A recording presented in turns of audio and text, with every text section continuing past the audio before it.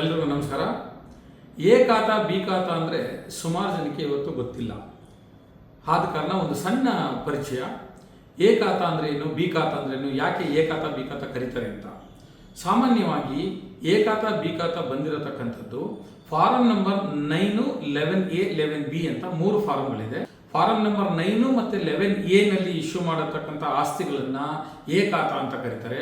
Form number B ನಲ್ಲಿ issue ಮಾಡತಕ್ಕಂಥ ಆಸ್ತಿಗಳನ್ನ B ಖಾತಾ ಅಂತ ಕರೀತಾರೆ.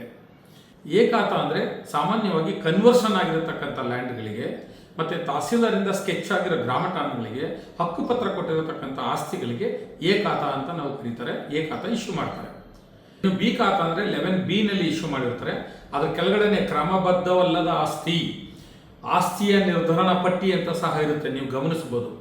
ಇದನ್ನ ಯಾತಕ್ಕೆ ಇಶ್ಯೂ ಮಾಡ್ತಾರೆ ಅಂತಂದ್ರೆ, ಇದು ಸಾಮಾನ್ಯವಾಗಿ ಕನ್ವರ್ಷನ್ ಆಗದೆ ಇರತಕ್ಕಂತಹ ಲ್ಯಾಂಡ್ಗಳಿಗೆ, ಯಾವುದೇ ಪ್ರಾಧಿಕಾರದಿಂದ ನಕ್ಷೆಗೆ ಅನುಮೋದನೆ ಪಡೆಯದೆ ನಿರ್ಮಾಣ ಮಾಡಿರತಕ್ಕಂಥ ಲೇಔಟ್ಗಳಿಗೆ ಈ ಒಂದು ಖಾತಾವನ್ನ ಬಿ ಖಾತಾವನ್ನ ಕೊಟ್ಟಿರ್ತಾರೆ.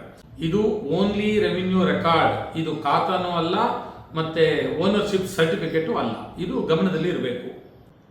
ನಗರ ಪ್ರದೇಶದಲ್ಲೂ ಸಹ ಫಾರಂ ನಂಬರ್ 9 ನಲ್ಲಿ ಇಶ್ಯೂ ಮಾಡೋದು ಎ ಖಾತಾ ಆಗುತ್ತೆ, ಫಾರಂ ನಂಬರ್ 11 ನಲ್ಲಿ ಇಶ್ಯೂ ಮಾಡೋದು ಬಿ ಖಾತಾ ಆಗುತ್ತೆ. ಗ್ರಾಮ ಪಂಚಾಯತಿ ವ್ಯಾಪ್ತಿನಲ್ಲಿ ಏನಾದರೂ ಎ ಖಾತಾ ಇರುವಂತಹ ಸೈಟ್ಗಳನ್ನು ಪರ್ಚೇಸ್ ಮಾಡಿದ್ರೆ ಈ ಮೇಲ್ ಕಾಣಿಸಿದ ದಾಖಲೆಗಳು ಇದಾವ ಅಂತ ಒಂದ್ಸರಿ ಕನ್ಫರ್ಮ್ ಮಾಡ್ಕೊಂಬಿಡಿ. ಸೇಲ್ ಡೀಡ್ ಇರಬೇಕು ಅಥವಾ ಗಿಫ್ಟ್ ಡೀಡ್ ಆದರೂ ಇರಬೇಕು, ಮದರ್ ಡೀಡ್ ಇರಬೇಕು. ದೆನ್ EC ತಗೊಳ್ಳಿ, ಸರ್ವೆ ಸ್ಕೆಚ್ ತಗೊಳ್ಳಿ, ಪಹಣಿ ತಗೊಳ್ಳಿ, ಕನ್ವರ್ಷನ್ ಆರ್ಡರ್ ಕಾಪಿ ತಗೊಳ್ಳಿ, ಪ್ರಾಧಿಕಾರದಿಂದ ಅಪ್ರೂವಲ್ ಆಗಿರೋ ನಕ್ಷೆ ಕಲೆಕ್ಟ್ ಮಾಡ್ಕೊಳ್ಳಿ, ಟ್ಯಾಕ್ಸ್ ಪೇಡ್ ರಿಸಿಪ್ಟ್ ಕಲೆಕ್ಟ್ ಮಾಡ್ಕೊಳ್ಳಿ, ಓನರ್ಸ್ ID ಕಲೆಕ್ಟ್ ಮಾಡ್ಕೊಳ್ಳಿ.